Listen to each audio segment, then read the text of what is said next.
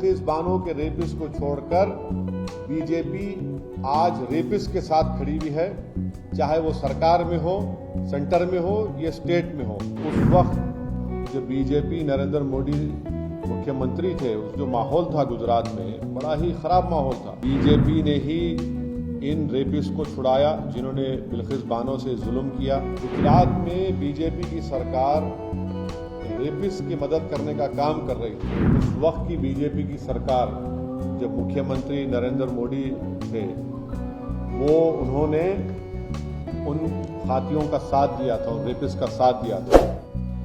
बिल्किस बानो का रेप हुआ, उनकी मासूम बच्ची का कत्ल हुआ और बिल्किस बानो ने ये लड़ाई खुद से लड़ी इंसाफ के लिए,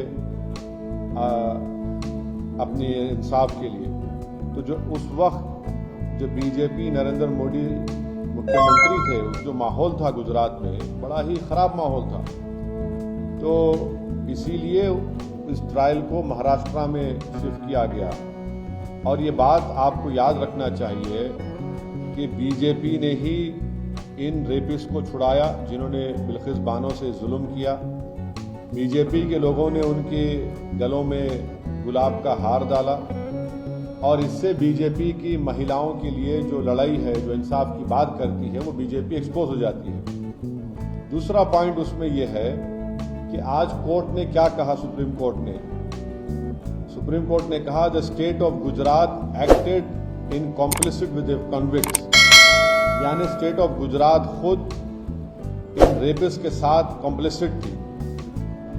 बुनियादी बात यह बेसिकली ये है कि गुजरात में बीजेपी की सरकार रेपिस्ट की मदद करने का काम कर रही थी। और ये बात आप भी जानते हैं कि उसमें बीजेपी के दो एमएलएज ने ये एंडोर्स किया कि इन रेपिस्ट को छोड़ दिया जाए। और एक बीजेपी के एमएलए ने उनको संस्कारी भी कहा था। आज सुप्रीम कोर्ट ने ये साफ कर दिया कि गवर्नमेंट ऑफ गुजरात, जो बीजेपी की सरकार है वहां पर, उन्होंने बिल्किस बानो के रेपिस्ट को छोड़ने में मदद की, फ्री किया, और जबकि उनके पास ये इख्तियार नहीं था।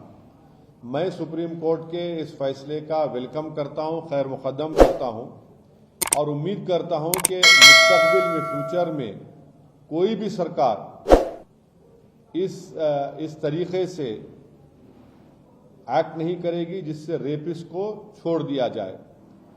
रेपिस्ट जो होते हैं महिलाओं के, उनको ये मालूम होना चाहिए कि उनके पास कोई इम्यूनिटी नहीं है। और अगर कोई रेपिस्ट ये समझ लेगा कि मेरे पास एक रूलिंग पार्टी का आइडियोलॉजी का मैं मानने वाला हूं तो मुझे वो सरकार छोड़ देगी, वो उनको ये समझ जाना चाहिए कि पॉलिटिकल आइडियोलॉजी से आपको नहीं छूट मिलेगी। और आखिरी बात यह है कि इस तमाम चीज़ों में हम यूनियन होम मिनिस्ट्री के रोल को भूल जा रहे हैं। यूनियन होम मिनिस्ट्री के आज जो वजीर हैं जनाब अमित शाह, उन्होंने अप्रूवल दिया था इनका रिमिशन और प्रीमेच्योर रिलीज के लिए। और एक जुलाई 11, 2022 का लेटर है यूनियन होम मिनिस्ट्री का। हम पूछना चाह रहे कि क्यों अमित शाह की होम मिनिस्ट्री ने इस तरह लेटर दिया।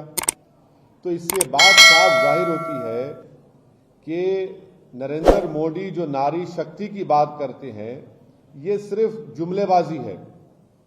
और इन्होंने यहां पर बिल्किस बानो के रेपिस्ट को छोड़ने का जो काम किया, इससे एक्सपोज होते हैं। बताइए बुलडोजर कहां चला गया, ठोक देंगी पॉलिसी कहां चले गई। बीजेपी बिल्किस बानो के रेपिस्ट को छोड़कर बीजेपी आज रेपिस्ट के साथ खड़ी हुई है, चाहे वो सरकार में हो, सेंटर में हो या स्टेट में हो। बीजेपी की सरकार ने इनको छोड़ा। और क्यों छोड़ा? इलेक्शन से पहले छोड़ा, गुजरात के विधानसभा के चुनाव से पहले। अब बीजेपी इस जजमेंट के बाद खामोश क्यों है? बीजेपी आज बीजेपी को खामोशी तोड़नी चाहिए। हम ये डिमांड करते हैं कि बीजेपी और नरेंद्र मोदी की सरकार बिल्किस बानो से माफी चाहे, क्योंकि सुप्रीम कोर्ट ने ये कह दिया है कि आप, माने सुप्रीम कोर्ट के वर्ड्स क्या हैं, the state of Gujarat acted in complicit with the convicts. तो मेरा डिमांड ये है कि नरेंद्र मोदी की सरकार बिलखिस बानो से माफी मांगे, उनको अपोलोजाइज करें।